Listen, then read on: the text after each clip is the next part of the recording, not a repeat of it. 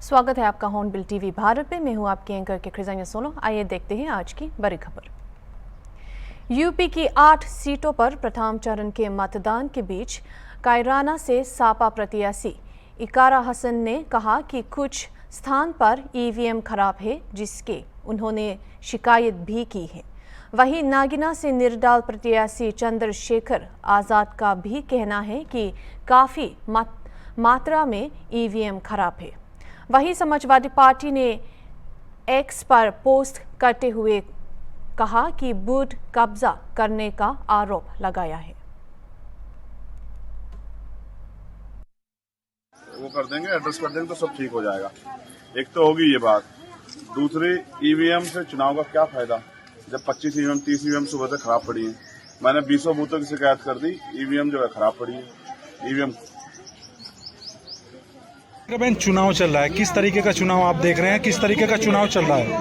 चुनाव अच्छा चल रहा है और जो लोग हैं वो लोग सब एकत्रित हो रहे हैं इस सरकार के खिलाफ। और आप देखेंगे कि एक चुप्पी है इस चुनाव में लोगों के अंदर। वो जो चुप्पी है वो कभी भी सरकार के हित में नहीं हो सकती। सरकार के खिलाफ है, लोगों ने मन बना लिया है अंदरूनी तरीके से। लेकिन ये जो सरकार है जिस तरीके से तानाशाही चलाती है, इसलिए लोग चुपचाप बिना प्रदर्शन के इनके खिलाफ खड़े हैं और वोट डालते हैं। अच्छा, आप भ्रमण कर रही हैं, निरीक्षण किया आज मतदान के दौरान, किस तरीके का माहौल देखने को मिला? क्या शांति पर आप संतुष्ट हैं जिस तरीके से चुनाव चल रहा है? जी, कुछ जगहों पर मशीनें खराब हैं और हमने उनकी शिकायतें डाली हैं और हमें प्रशासन से हम ये उम्मीद लगा रहे हैं कि जितना टाइम वेस्ट हुआ है उतना ही टाइम हमें मतदान के बाद मिलना चाहिए, एक्स्ट्रा टाइम, क्योंकि ये अधिकार है हमारे वोटर्स का, हमारे लोगों का, कि उन्हें पूरा टाइम मिले। तो यही हमारी अपेक्षा है और मेरी सबसे अपील है कि सब लोग आकर अपने मत के अधिकार का उपयोग करें, ज़्यादा से ज़्यादा परसेंटेज बढ़ाकर वोट डालें। अच्छा, एक जगह पे गाँव में चुनाव का बहिष्कार भी किया, आप मिलने गई वहाँ पे? जी, मुझे ऐसी जानकारी मिली है और ये वहाँ पर पिछली बार 94% वोट भाजपा के पक्ष में हुआ था। तो बहिष्कार भाजपा के खिलाफ हुआ है। वहाँ के जनप्रतिनिधि जो है हमारे वाले सांसद जी, उनकी कुछ कार्यशैली इस तरीके की रही है जिसके खिलाफ वहाँ पर बहिष्कार हुआ। अच्छा, क्या आप कितनी उम्मीद मानते हैं, जैसे एनडीए की सरकार बन रही है, कितनी सीटें को है? जैसे भाजपा 400 पार बता रही है। 400 पार एक बहकावे का प्रोपेगेंडा है जो मीडिया के माध्यम से वो लोग जनता के दिमाग में उतारना चाह रहे हैं। पर जनता अब इनके काम को, इनके नियत को समझ चुकी है कि ये सिर्फ भेदभाव करके राजनीति करना चाहते हैं और इन्हें कोई काम नहीं करना है, ना ये काम के आधार पर वोट मांग रहे हैं। तो ये 400 पार का नारा धरातल पर बहुत हकीकत से दूर है और इसके हमें लगता है कि इनका कोई 400 पार वो नहीं होगा, ये खराब ही होगा। अच्छा, अपनी जीत कितने वोटों से मान रहे हो? देखिए, नंबर्स की बात हम नहीं करते हैं और हमें उम्मीद है कि हम एक संदिग्ध परिस्थिति में खेत में एक युवक का शव मिला।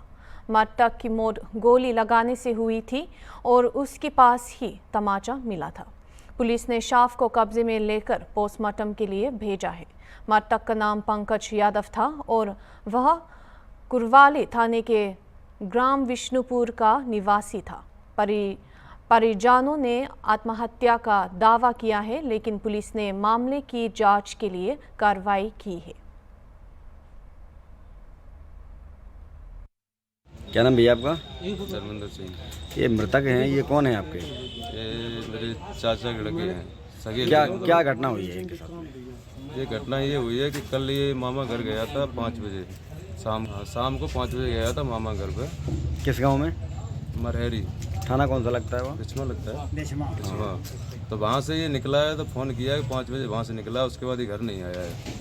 तो सुबह जब ये चाचा लोग और ये चाचा का लड़का जब खेत में गेहूँ काटने गया तो वहाँ पे ये उसकी मोटरसाइकिल खड़ी थी, तो इन्होंने देखा है 5 साढ़े 5 बजे लगभग, तो पता चला कि उसकी गोली लगी। अब पता नहीं आपको किसने गोली मारी है? कोई पता नहीं है, इस चीज़ का कोई पता नहीं है अभी। किस गांव के रहने वाले हैं आप तो? ये बिशनपुर थाना कुरावली।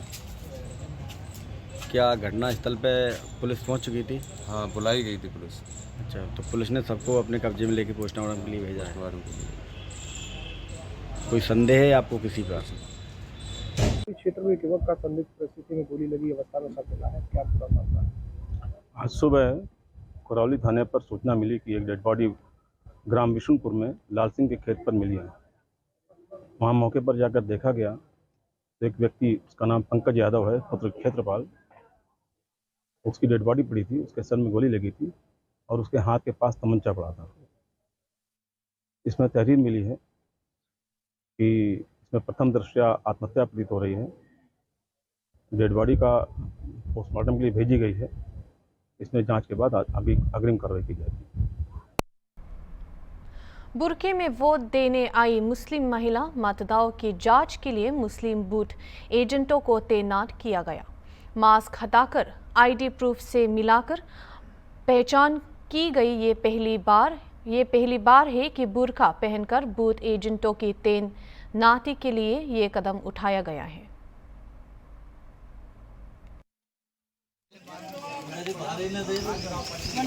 यही रहेगा, नकाब अपना थोड़ा सा खोल लो। मैम इस सब थोड़ा सा इधर पहन लीजिए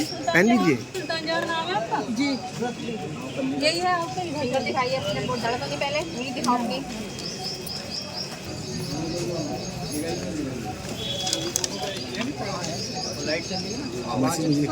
सामने जाइए, सामने जाइए। तैनाती किस उसमें की गई है यहाँ पर? ये सर ये बूथ एजेंट के तौर पे की गई है कि हम लोग जो बुर्का पहन कर आती हैं, जो नकाब डाल कर आती हैं, जो घूंघट डाल कर आते हैं, उन लोगों की आईडी से उनको मैच कर फिर उनका वोट डलवाएं सही तरीके से, और कोई फर्जी वोट न डाले। क्या आपकी पहली बार तैनाती हुई है? ये हमारी पहली बार तैनाती हुई है इस पद पर। 10 क्षेत्रीय दलों ने भाजपा कार्यालय में बीजेपी के पूर्व प्रदेश अध्यक्ष और जल शक्ति मंत्री सफ्तांतर देव सिंह को सौंपा समर्थन पत्र। जल शक्ति स्वतंत्र देव सिंह के साथ सहकारिता मंत्री जीपीएस राठौर, प्रदीप निषद उर्फ हेलीकॉप्टर बाबा समेत 10 पार्टियों के अध्यक्ष मौजूद रहे। इन पार्टियों ने 2017, 2019, 2022 चुनाव में भी दिया था बीजेपी को समर्थन। अब आपके समर्थन के वजह क्या है? भारतीय जनता पार्टी को नीतियों को देखते हुए आज हमारी 10 पार्टियों ने भारतीय जनता पार्टी को समर्थन किया है। पिछली बार विधानसभा के चुनाव में भी हम लोगों ने 25 दलों ने समर्थन किया था और मजबूती से सरकार बनाया था। इस बार भी 2024 में 80 की 80 लोकसभा जीतने का और जिताने के लिए हम लोग मेहनत से ईमानदारी से काम करेंगे, हर सीट पर काम करके जिताएंगे। आपको हेलीकॉप्टर बाबा के नाम से जाना जाता है, ऐसा क्यों? पिछले विधानसभा चुनाव में मैं एक गांव गरीब मजदूर किसान का बेटा हूं, मछली मारने वाला मछुआरे का बेटा हूं। मैं रात में मछली मारता था, 70 रुपया कमाता था, लेकिन हम लोगों ने पार्टी बनाया और पार्टी बना के अपने पार्टी से हेलीकॉप्टर दौरा किया। पिछले विधानसभा चुनाव में 3 पार्टी ऐसी थी जिसके पास खुद का हेलीकॉप्टर था।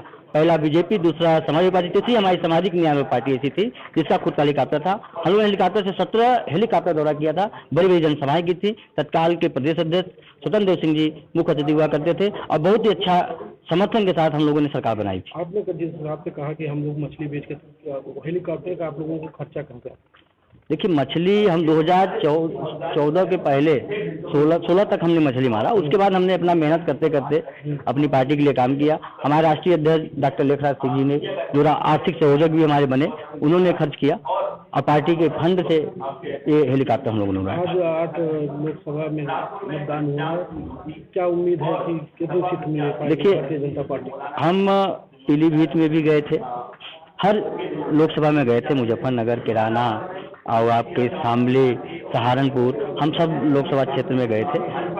सरकार बन रही है, मजबूती से बन रही है। 8 लोकसभा सीट चुनाव जीतेंगे।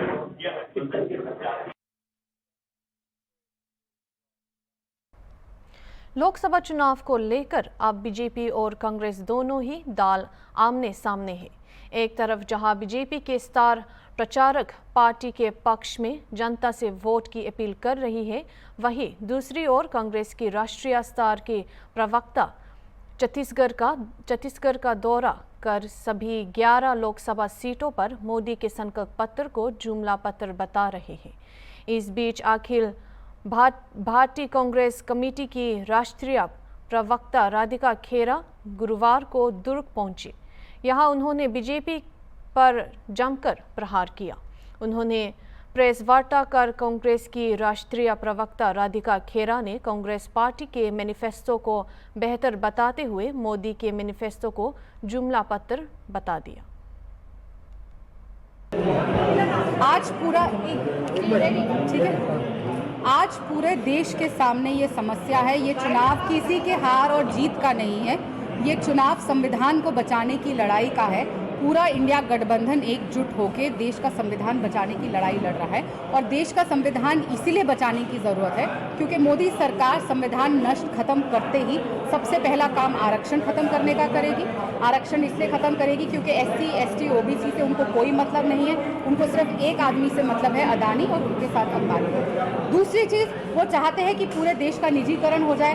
सबसे बेहतरीन एग्जाम्पल अगर हम इसका दें तो आपका खुद का भिलाई स्टील प्लांट है जिसको बार बार निजीकरण वो करना चाह रहे हैं और उनका एक लक्ष्य छत्तीसगढ़ चुनाव जीतना ये नहीं था कि हम छत्तीसगढ़ की जनता की सेवा करें, पर वो ये चाहते थे कि जिस तरीके से नगरनार प्लांट का निजीकरण किया जा रहा है उसी तरीके से भिलाई स्टील प्लांट को भी अडानी को बेच दिया जाए। तो ये चीज़ वो संविधान में संशोधन लाना चाहते हैं ताकि ना आप सवाल उठा सके। जो सरकार आज संविधान के होते हुए, जब संविधान हमें ये हक देता है कि हम आंदोलन कर सके, अपनी आवाज़ उठा सके, आंदोलन को दबाने के लिए शहंशाह हमारे तानाशाही कर रहे हैं, डरा रहे हैं, केस कर रहे हैं, लोगों को कह रहे हैं अगर आप आंदोलन करोगे तुम्हें सरकारी नौकरी नहीं मिलेगी, अपनी आवाज़ उठाओगे तो तुम बाहर नहीं जा पाओगे। 800 से अधिक किसान शहीद हो गए, उन पे ड्रोन से हमले किए जा रहे हैं, बेटियों पे, खिलाड़ियों पे लाठी चलाई जा रही है।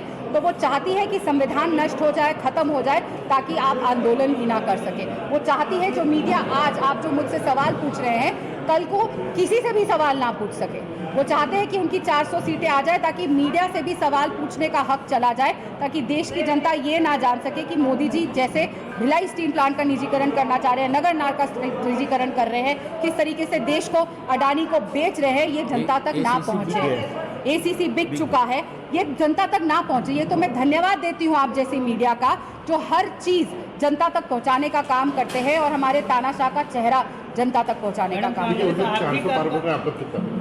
मैंने जैसा आपको कहा 400 पार वो बोल रहे हैं और वो 150 पे भी नहीं पहुँचेंगे। हम बस एक बात बोलते हैं कि हम देश के लिए न्याय की लड़ाई लड़ रहे हैं, संविधान को बचाने की लड़ाई लड़ रहे हैं। हम इतनी सीटें लेकर आएंगे कि देश को एक सशक्त सरकार देंगे, एक स्टेबल सरकार देंगे और ताकि एक कोई भी देश के संविधान पे हमला ना कर सके, देश की महिलाओं पे हमला ना कर सके, किसान पे हमला ना कर सके, युवा हमारा 22 साल पे रिटायर होकर बेरोजगार ना हो, किसान हमारा खुशहाल हो, उस पर हमले करे ना जाए, उनकी शहादत ना हो, बेटियां खिलाड़ी हमारा विश्व भर में जाके नाम का डंका करे, उन पे लाठियां ना चलाई जाए और सबको महंगाई से राहत मिले, रोजगार मिले। तो उसके लिए जितनी सीटें चाहिए हो, मैं कभी ऐसे वादे नहीं करती कि ये पार कर देंगे, वो पार कर देंगे। हम वो करेंगे कि जनता की सेवा हो सके और बिना किसी रुकावट, बिना किसी बाधा के। और हाँ, जब हमारी सरकार बनेगी हम ऑपोजिशन की आवाज़ दबाने का काम नहीं करेंगे, उनको लोकसभा से बाहर निकालने का काम नहीं करेंगे, सबसे डिस्कस करके हर चीज़ को साथ लेकर चलेंगे। आर्थिक आरक्षण पे क्यों नहीं बात की जा रही? आर्थिक आरक्षण हमने तो हर छत्तीसगढ़ के कांकेर जिले में हुए देर जारी जवानों के साथ हुए नक्सली मुताबिक में हुए नक्सलियों की मौत में पूर्व सीएम भूपेश बाघेल के फर्जी एनकाउंटर का बयान पर उन्हें की बातचीत लोकसभा सांसद विजय बाघेल ने तीखा प्रहार किया है। सांसद विजय बाघेल ने पूर्व सीएम भूपेश बाघेल को ही फर्जी होना बताया है। उन्होंने मीडिया से बातचीत के दौरान कहा कि जो पहला चुनाव हुए उसमें भी फार्म में फर्जी की गई है।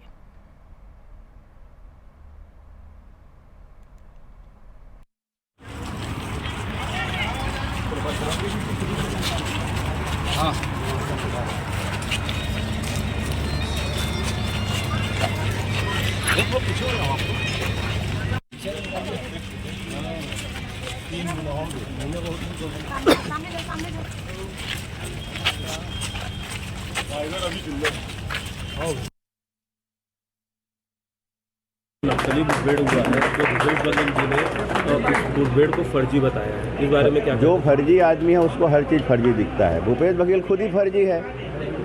उनका जो उदय है 1993 में जो पहला चुनाव हुआ उसमें बी फार्म में फर्जीगिरी करके उनको टिकट मिली थी, इसलिए फर्जी रूप से वो पैदा हुए हैं राजनीतिक रूप से। इसलिए राजनीतिक रूप से जिनका उदय ही फर्जी हो उसको सभी चीज़ पर फर्जी लगती है।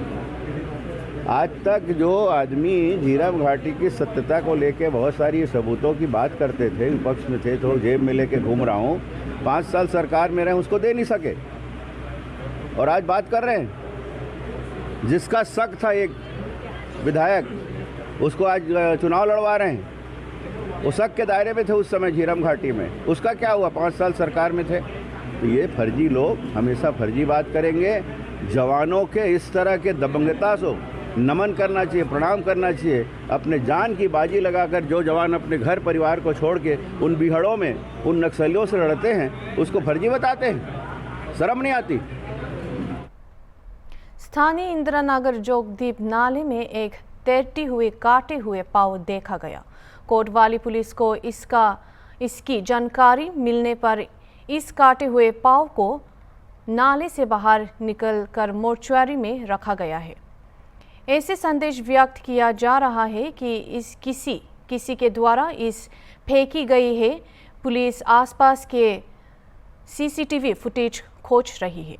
मोहल्ले के प्रत्यक्षदर्शी बालक ने बताया कि एक सफ़ेद रंग की कार में एक व्यक्ति आया, कार्टून में कुछ फेंककर चला गया।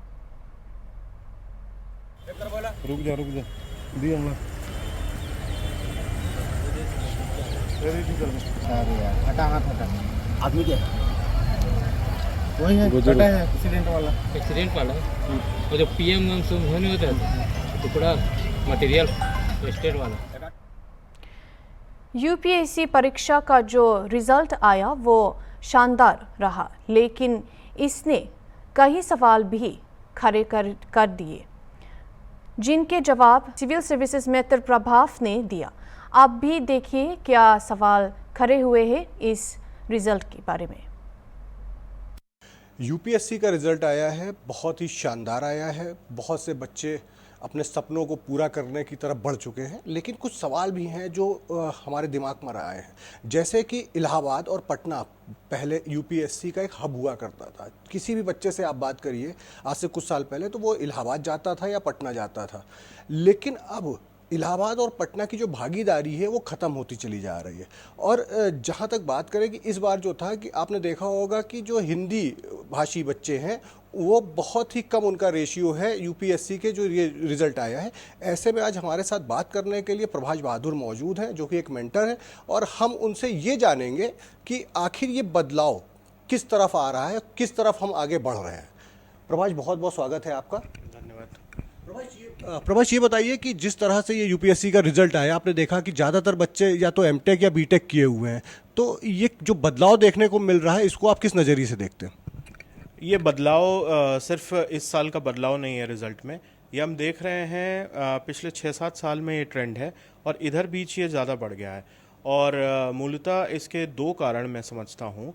पहला तो ये कि टेक्निकल नॉन टेक्निकल में भी अगर आप सेग्रीगेशन करें तो उसमें हिंदी भाषी और अंग्रेज़ी भाषीय बच्चों में ये हम अंतर समझ सकते हैं। जो अंग्रेजी भाषी बच्चे होते हैं वो टेक्निकल बैकग्राउंड, इंजीनियरिंग और मैनेजमेंट बैकग्राउंड से होते हैं, जबकि जो हिंदी पट्टी के बच्चे होते हैं, जो आप नॉर्दर्न स्टेट्स कह सकते हैं, तो मेरी समझ से वो बीए, बीकॉम, एमए इन सब कोर्सेज में एनरोल करते हैं और एस्पिरेशनल कैटेगरी होते हैं। बट जब से सीसैट लागू हुआ है तो मेरे समझ से ये डिफरेंस, ये खाई पटी नहीं है, जबकि और बढ़ गई है। सीसैट का मुद्दा संसद में भी गूंजा था और पुरजोर तरीके से इसका विरोध भी हुआ था, और उसके पीछे सिर्फ यही कारण था कि हिंदी माध्यम और अंग्रेज़ी माध्यम और टेक्निकल बैकग्राउंड से आने वाले बच्चों को कहीं ना कहीं एक एडवांटेज है। और ये सिर्फ सीसैट में प्रीलिम्स में जो इंट्रोड्यूस हुआ है, ये साल दर साल इसको कहते तो क्वालिफाइंग पेपर हैं, पर एक्चुअली में डिस्क्वालिफाइंग पेपर की तरह रिजल्ट्स दे रहा है, खासतौर से हिंदी माध्यम बच्चों के लिए, क्योंकि जिस ग्रामीण पृष्ठभूमि से वो आते हैं और जो विद्यालय और जो शिक्षा पद्धति जिस कॉलेज यूनिवर्सिटी में वो पढ़ करके आते हैं, और उनसे उम्मीद करना कि इस स्तर पे आ करके वो compete करें, तो ये मैं समझता हूँ थोड़ी तो बेईमानी हुई है। और आप यूपीएससी का इस बार रिज़ल्ट देखेंगे, जो 1016 बच्चों का सिलेक्शन हुआ है, बहुत ही ना के बराबर 50-55 सिलेक्शन शायद हिंदी मीडियम से अभी तक हुए हैं। प्रभाज, आपको क्या लग रहा है कि ये जो पूरा ये सीसेट वाला जो चल रहा है, क्या इसमें बदलाव होना चाहिए, और अगर बदलाव होना चाहिए तो किस स्तर पर होना चाहिए, आपको क्या लगता है? नहीं, बदलाव तो बिल्कुल होना चाहिए।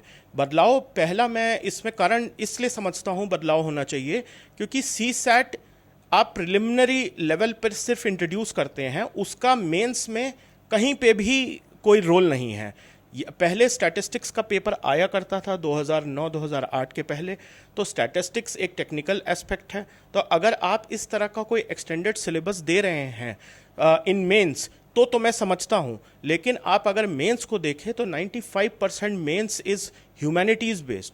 वो सिर्फ ह्यूमैनिटीज़ आर्ट साइड के बच्चे और जो कि हिंदी मीडियम के बच्चे ज़्यादा होते हैं, तो उनके लिए वहाँ पे लड़ना आसान हो जाता है।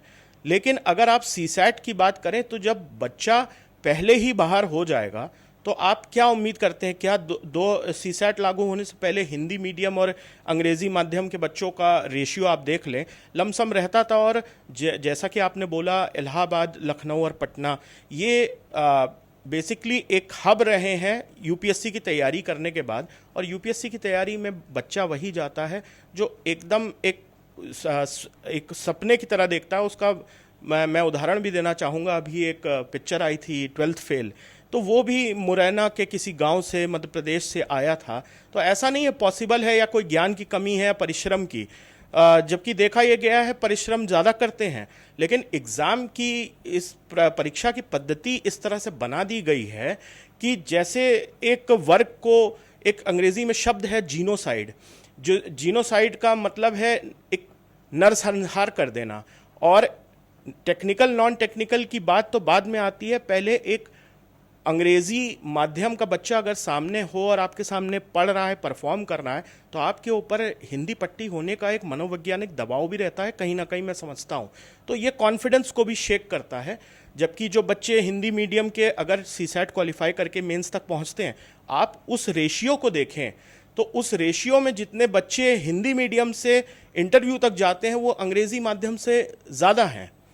तो सीसैट का तो मैं समझता हूँ कि इस पे पुनर्विचार करना चाहिए यूपीएससी को, नहीं तो एक हम एलिटिज़म की तरफ बढ़ रहे हैं।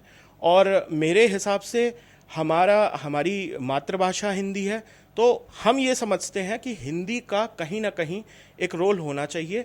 जैसा कि अभी आप हमारे उत्तर प्रदेश लोक सेवा आयोग यूपी कमीशन में हिंदी के पेपर में जो कि मेंस का पेपर है उसके मार्क्स जुड़ते हैं, जबकि यूपीएससी में पेपर कंपलसरी पेपर है। तो अगर मार्क्स जुड़ने लगे तो एक ये माध्यम हो सकता है कि हिंदी मीडियम की भागीदारी हम देख सकते हैं सिलेक्शन में। आपने जो राष्ट्रभाषा की बात की है वो एक बहुत बड़ा मुद्दा बन सकता है। वो इसलिए क्योंकि हमने देखा हुआ है कि अगर रशिया को आप देखिए तो वहाँ पर रशियन लैंग्वेज यूज़ हो रही है पढ़ाई में पूरी तरीके से। जैपनीज़ अपनी भाषा यूज़ करते हैं, बाकी के भी जो और देश हैं जो विकसित देश कहे जाते हैं वो अपनी अपनी भाषा यूज़ कर रहे हैं। लेकिन भारत के साथ एक ये दुर्भाग्य रहा है कि हिंदी को हमने राष्ट्रभाषा तो मान लिया है, लेकिन हमारे यहाँ जो भी हायर एजुकेशन के जो भी सिलेबस हैं, जो भी बुक्स हैं, जो भी सारी चीज़ें हैं, उसमें इंग्लिश का ही भरपूर इस्तेमाल होता है। तो ऐसा नहीं और उसके बाद ये कहा भी जाता है, जो लोग हैं वो ये कहते हैं कि हिंदी जो है, अगर हम टेक्निकल शब्दों को हिंदी में लेके आएंगे तो बहुत ज़्यादा वो क्लिष्ट हो जाएंगे, बहुत ज़्यादा उनको समझने में दिक्कत होगी। तो यही बात तो दूसरी भाषाओं में भी हो सकती थी ना, तो दूसरे देश ऐसा कर रहे हैं, हम क्यों नहीं कर पा रहे हैं? नहीं, बिल्कुल इसका कोई एक मध्यम मार्ग निकालना ज़रूरी है। क्योंकि आईएएस के अगर यूपीएससी की जैसे रिजल्ट की बात करी, इसमें गुजराती मीडियम से भी बच्चे सेलेक्ट होते हैं, अपनी साउथ के बच्चे तेलुगु भाषा में भी पेपर लिखते हैं तो वो भी सेलेक्ट होते हैं। तो हिंदी जो बहुतायत में बच्चे अपीयर करते हैं एग्ज़ाम को, इस पे भी सरकार को पुनर्विचार करना चाहिए। लेकिन उस साथ में एक भी बात बोलना चाहूँगा, जो न्यू एजुकेशन पॉलिसी आई है सरकार की, इसके दूरगामी सकारात्मक प्रभाव देखने ज़रूर मिलेंगे, लेकिन ये चीज़ें बहुत पहले हो जानी चाहिए। हमें लगता है कि जो पृष्ठभूमि है वो हमारा स्कूल है, और स्कूल से अगर हम वो गैर बराबरी ना रखें तो आप देखेंगे कि 50-50 या 45-55 के रेशियो में सिलेक्शन होंगे, चाहे वो बच्चा किसी भी माध्यम का हो। प्रभाष, यहाँ पर एक सवाल और बनता है कि क्या हमारी जो शिक्षा पद्धति है वो बहुत ज़्यादा बूढ़ी हो चुकी है, बहुत ज़्यादा उपयोगी नहीं रह चुकी है? क्योंकि हमारे यहाँ क्या है, ग्रेजुएशन के बाद जो भी करना होता है वो करना होता है, उसके पहले या तो बच्चा बीएससी करे, बीकॉम करे या बीए करे। और आज की डेट में बीए, बीएससी या बीकॉम करने के बाद अगर किसी को ये लगे कि उसको जॉब मिल सकती है तो जॉब तो मिलनी ही नहीं है, उसके बाद उसको कुछ और करना ही होता है। तो ऐसे में क्या आपको ये नहीं लगता है कि ये जो बीए, बीएससी, बीकॉम वाला कॉन्सेप्ट है इसको ख़त्म करके और 12th के बाद ही तकनीकी शिक्षा के तरफ या और बच्चे का जिस तरफ इंटरेस्ट हो, आप एक कॉमन एग्ज़ाम ले लीजिए कि जिस बच्चे का जिस तरफ रुझान हो, जिस तरफ वो जाना चाह रहा हो उस तरफ जाए? जी बिल्कुल, मैं इसका समर्थक हूं जो आपने बात कही, और 12वीं के बाद ही करिकुलम में कुछ इस तरह के प्रबंधन होने चाहिए जिससे बच्चे की एक एक्सपर्टीज़ डेवलप हो पाए। हम एक्सपर्टीज़ की तरफ जब ध्यान देंगे तो तभी हम समझते हैं कि हम हर फील्ड में अग्रणी रहेंगे। जो आपकी बात का मैं बिल्कुल पुनर्समर्थन करता हूं, और एक्सपर्टीज़ डेवलप करने के लिए उसको सिलेबस में उतना स्कोप देना पड़ेगा। फला कोई बच्चा आर्किटेक्ट बनना चाहता, कोई इंजीनियर बनना चाहता है, सिर्फ पढ़ाई के नाम पे खाना पूर्ति हो ये तो नहीं है, क्योंकि फिर ग्रेजुएशन के अंत में जा कर के बच्चा एकदम बिल्कुल उस मुहाने पे खड़ा होता है, बिल्कुल कोई सब एक रूप एक बराबर खड़े होते हैं, सबके सामने एक प्रश्न चिन्ह होता है अपने फ्यूचर को लेकर के। तो इसमें कुछ इस तरह का प्रावधान ज़रूर करना चाहिए जहाँ पे बच्चे की एक एक्सपर्टीज़ डेवलप हो और वो अपने आप को अपना खुद का आकलन कर सके कि वो फील्ड उसके लिए बना है कि नहीं बना है। हमारा शो अगर जो नीति निर्धारक लोग हैं, जो नीति निर्माता लोग हैं, अगर वो देख रहे हैं तो मैं उनसे ये कहना चाहूँगा कि प्रभाष ने जो भी बातें कही हैं एक बार आप उनको सुनिएगा, समझिएगा और उसके बाद ये सोचिएगा कि आगे हिंदी माध्यम के जो बच्चे हैं उनके लिए आप क्या और बेहतर कर सकते हैं। आज के लिए फ़िलहाल इतना ही, जल्द आपसे फिर मुलाकात होगी, तब तक के लिए नमस्कार। अभी के लिए इतना ही, देखते रहिए हॉर्नबिल टीवी।